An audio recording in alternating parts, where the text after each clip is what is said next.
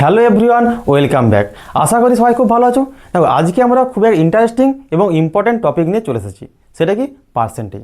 তাহলে পার্সেন্টেজ কি? পার্সেন্টেজ হলো প্রতি 100। মানে দেখো, যদি তোমাদেরকে বলে যে 20%, যদি বলে 20% শোন, তাহলে কি 100-র মধ্যে 20, তাহলে 20/100। ঠিক আছে? তাহলে আরেকটা জিনিস মনে রাখো, পার্সেন্টেজ, এটা হচ্ছে পার্সেন্টেজ চিহ্ন, যে এক মাঝখানে লাইন আছে, দুদিকে দুটো ডট। ঠিক আছে, এটা পার্সেন্টেজ চিহ্ন। তাহলে পার্সেন্টেজ সমান 1/100। ঠিক আছে, তাহলে পার্সেন্টেজ সমান 1/100। যেখানে পার্সেন্টেজ থাকবে, পার্সেন্টেজ তুলতে গেলে মানে ফ্র্যাকশনে আনতে গেলে 1/100 দিয়ে গুণ করতে হবে। দেখো, ফ্র্যাকশন কোনগুলো? এই যে এটা হচ্ছে ফ্র্যাকশন, এটা হচ্ছে ফ্র্যাকশন, এখানে এটা হচ্ছে ফ্র্যাকশন মানে ভগ্নাংশ।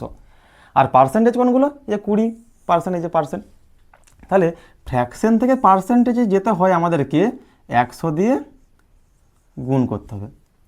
আর পার্সেন্টেজ থেকে ফ্র্যাকশনে আসতে হয় আমাদেরকে 100 দিয়ে ভাগ করতে হবে, মানে 1/100 দিয়ে গুণ করতে হবে।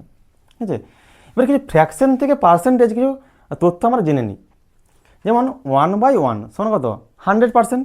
তাহলে 1/2 মানে 1/2 সমান কত? 50%। 1/3 সমান কত? 33.13% সমান কত? 33.33%। তবে 1/4 সমান কত? 25%। 1/5 সমান 20%। 1/6 সমান 16.23% সমান দশমিক আনলে কী হবে? 16.66%। তারপরে 1/7 সমান কত? 14.27%। দশমিক আনলে কী হবে? 14.28%। 1/8 সমান কত হবে? 12.12%। দশমিক আনলে কী হবে? 12.5%। 1/9 সমান কত হবে? 11.19% সমান কত? 11.11%। তারপরে 1/10 সমান কি? 10%। ঠিক আছে, এই আমাদের এই তথ্যটা মনে রাখতে হবে। কেন মনে রাখতে হবে? কারণ ধরো তোমাদের কোনো কোশ্চেনে থাকলো যে বলে দিল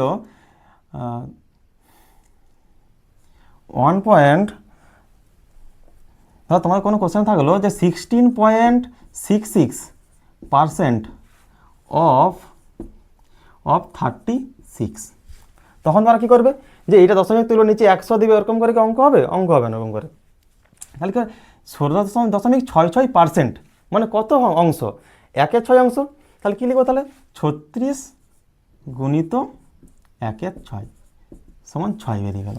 ঠিক আছে, আর নর্মালি করতে কী হবে? 36 গুণিত 16.66 ইন্টু 1/100 অনেক বড় হবে। ঠিক আছে, তাহলে একবারে যদি আমরা 16.66% দশমিক যে পার্সেন্টেজটা আছে সেটা যদি আমরা একবারে ফ্র্যাকশনে যদি মনে রাখতে পারি আমরা, তাহলে এক লাইনে অ্যান্সার হয়ে যাবে, নাহলে অনেকটা বড় হয়ে যাবে। তাহলে কিছু প্রবলেম করলেই কনসেপ্টটা আরও ভালো করে ক্লিয়ার হয়ে যাবে।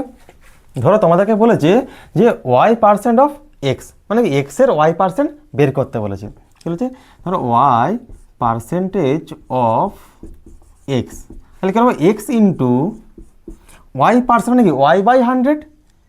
y% মানে কি? y/100। ঠিক আছে, ধরো একটা এক্সাম্পল দিচ্ছি। ধরো বলেছে 25% অফ 200। তাহলে কী দেবো?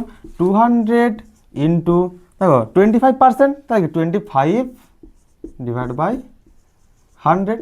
তাহলে কত আসছে? 25 দুগুণে 50। ধরো আরও বলেছে, ধরো তোমাদের 15% অফ 300। তাহলে কী হবে? 300 ইন্টু 15/100। 15% মানে 15 ইন্টু 1/100 মানে কি 15/100। তাহলে কেটে গেল, তার কথা আসছে 45। ঠিক আছে, ধরো বলেছে তোমাদের যে 35% অফ 1400। তাহলে কি 1400 ইন্টু, দেখো 35% মানে কি 35/100। 35/100 তাহলে কত আসছে? দেখো 5×4 = 70, 0 7 3×4 = 42, সাথে কত? 49, 790। তাহলে এটা আসবে। ঠিক আছে, তাহলে এভাবে আমরা সলিউশন করতে পারবো। ঠিক আছে, এরপর যদি তোমাদেরকে বলে 33.33% অফ 75, তাহলে কী হবে? 33.33% মানে কত? ভগ্নাংশ আনলে হয় 1/3। তাহলে কি তা 75 গুণিত 1/3 সমান কত 3 25 75 সমান 25। স্যার এরপরে আছে 66.66%, মানে এটার মান কত, এটার ভ্যালু কত ফ্র্যাকশনে 2/3, এটা কত 2/3। এবার মনে রাখতে হবে এগুলো, ঠিক আছে, প্র্যাকটিস করলে অবশ্যই মনে রয়ে যাবে। তাহলে 450 ইন্টু এটার ভ্যালু কত 2/3, তার 2/3 ডাইরেক্ট অ্যান্সার বসবে। তা 3 15 45 শূন্য, তাহলে 15 দুগুণে 30, এটা শূন্য শূন্য 300, ঠিক আছে, এটা আমাদের অ্যান্সার।